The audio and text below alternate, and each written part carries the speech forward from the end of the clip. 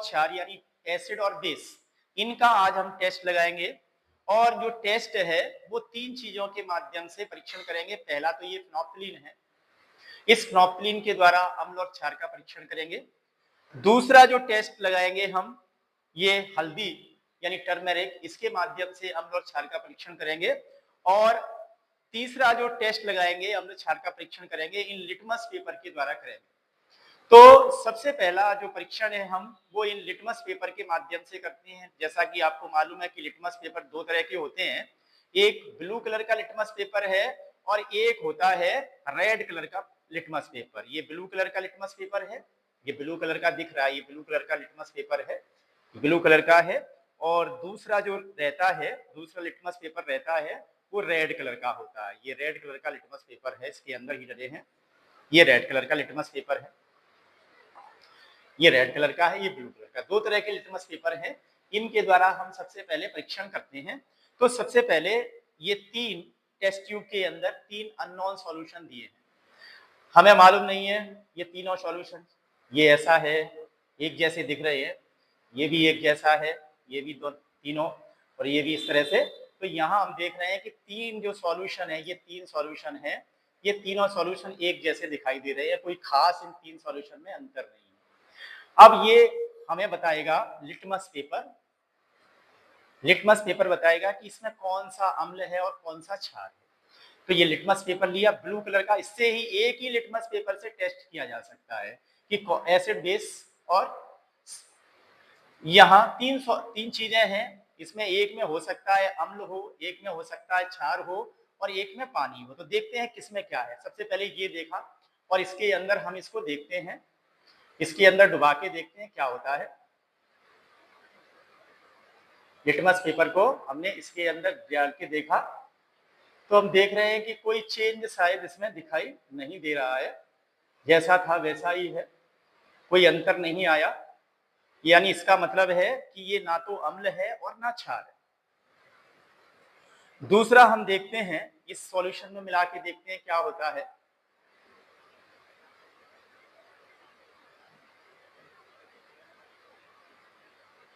यानी ये red colour का हो गया, नीला लिटमस पेपर है वो लाल रंग का हो गया। देखिए लाल रंग का, यानी इसका मतलब है ये अम्ल है, ये जो सॉल्यूशन है ये अम्ल का सॉल्यूशन है। अब इसी को इस सॉल्यूशन में देखते हैं, फिर ये तीसरा कौन सा सॉल्यूशन है ये, तो इसके अंदर हम इसको डाल के देखते हैं। इसके अंदर डाल के देखा तो ये इसमें कोई चेंज आ रहा है कि नहीं आ रहा है, देखते हैं इसको भी। अरे ये तो इसका भी कलर चेंज हो गया, यानी जैसे कलर का था फिर उसी कलर का हो गया। ये ब्लू लिया था हमने, ब्लू कलर का ही ये लिटमस पेपर हो गया। इसका मतलब इसके अंदर जो डिस्टिल वाटर था, पानी था, इसके अंदर अम्ल था और इसके अंदर क्षार है। यानी एक लिटमस पेपर ने, नीले लिटमस पेपर ने बता दिया कि कौन अम्ल है कौन क्षार। अम्ल क्षार यानी एसिड बेस का ये 3 लिक्विड रखे हुए हैं और इनमें हमें नहीं मालूम कौन सा एसिड है कौन सा बेस है, कौन सा अम्ल है कौन सा क्षार है। तो ये पता करने के लिए ये हमारे पास फिनोप्थलीन स्ट्रिप है, यानी फिनोप्थलीन से भीगी हुई एक पट्टी है। और इसको जिस सॉल्यूशन में डालने पर इस पट्टी का कलर चेंज हो जाएगा, वो क्षार यानी बेस होगा, और कलर चेंज नहीं होगा, वो अम्ल होगा। तो यहाँ सबसे पहले ये सॉल्यूशन रखा हुआ है हमारे पास, इसमें डाल के देखते हैं कि क्या चेंज होता है कलर।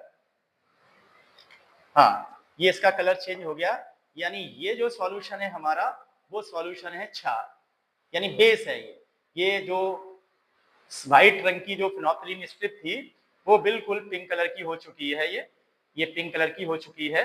अब इस सॉल्यूशन में एसिड है या बेस है इसका भी हमें पता लगाना है, तो इसी स्ट्रिप को इसके अंदर डालते हैं। अगर इस स्ट्रिप का कलर गायब हो जाएगा तो ये अम्ल होगा यानी एसिड होगा। अब हम इसके अंदर इसको डाल के देखते हैं, ये हमने इसके अंदर डाली, देखते हैं कलर गायब होता है कि नहीं होता है इसका। जैसी थी वैसी होनी चाहिए, व्हाइट कलर की हो जानी चाहिए ये। और हमने देखा कि जैसी स्ट्रिप थी, व्हाइट कलर की स्ट्रिप थी, एट लास्ट में व्हाइट कलर की हो गई, यानी इसका जो कलर था वो कलर गायब हो गया। यानी एसिड बेस में डाला, क्षार में डालते हैं तो ये कलर हो जाता है, और एसिड में डालते हैं तो ये कलर हो जाता है। इसी तरीके से अब ये कलर्ड हो गया है, ये क्षार यानी बेस, और ये कैसा है, अम्ल है। इन दोनों को मिला देंगे तो इसका भी कलर गायब हो जाएगा। देखिए ये अभी थोड़ी देर में ये कलर भी गायब हो जाएगा इसका, ये भी, ये हो गया पूरा कलर गायब, यानी बिल्कुल ट्रांसपेरेंट सॉल्यूशन है वो बन गया। तो क्षार है वो फिनोक्सिलीन के साथ में पिंक कलर यानी गुलाबी कलर देता है। इसमें भी देख लेते हैं, इसमें मान लीजिए ये हमारा बेस था, इस बेस के अंदर भी हम ये फिनोक्सिलीन की एक ड्रॉप है उसको डाल के देखते हैं, वही टेस्ट यहाँ भी आएगा। ये हमने फिनोक्सिलीन की एक ड्रॉप है डाल दी और ये कलर पिंक हो गया।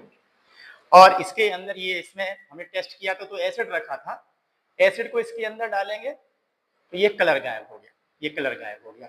तो इस तरीके से इनके द्वारा एसिड और बेस यानी अम्ल क्षार का परीक्षण किया जा सकता है।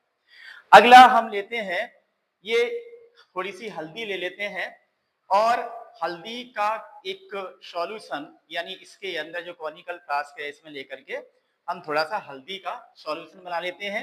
हल्दी प्राकृतिक अम्ल और क्षार की सूचक है, यानी ये प्राकृतिक रूप से अम्ल और क्षार की सूचना देती है। ये हल्दी का जो सॉल्यूशन है वो बन गया। और ये रखा हुआ डिटर्जेंट जिसे आप जानते हैं ये बेस होता है। तो एसिड बेस और इस हल्दी की रिएक्शन के माध्यम से एक अलग कलर आना चाहिए, वो कौन सा कलर आता है वो देखते हैं।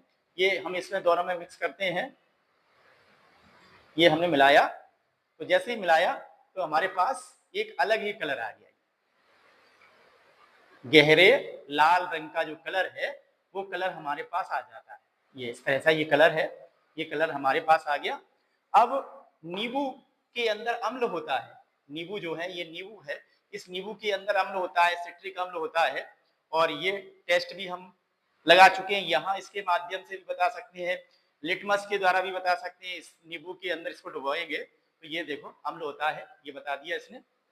यानी लिटमस को इसके अंदर रखा, ब्लू लिटमस को, नीले लिटमस को, तो ये लाल हो गया, यानी ये नींबू के अंदर क्या है, अम्ल है। अब इस अम्ल को इसके अंदर डालते हैं तो ये हल्दी का जो पुराना कलर है वो वापस आना चाहिए, यानी क्षार के साथ में हल्दी ये वाला टेस्ट देती है, ये कलर देती है, और नींबू मिला दें यानी अम्ल मिला दें तो ये कलर है वो गायब हो जाता है, हल्दी का कलर है वो दोबारा से आ जाता है, यानी जो क्षार था वो कैसा हो जाता, उदासीन हो जाता है। ये नींबू हम इसमें मिलाएंगे तो देखिए ये हल्दी का जो कलर है, हल्दी का कलर फिर से वापस आ गया, ये हल्दी का कलर फिर से हमारे पास वापस आ जाता है।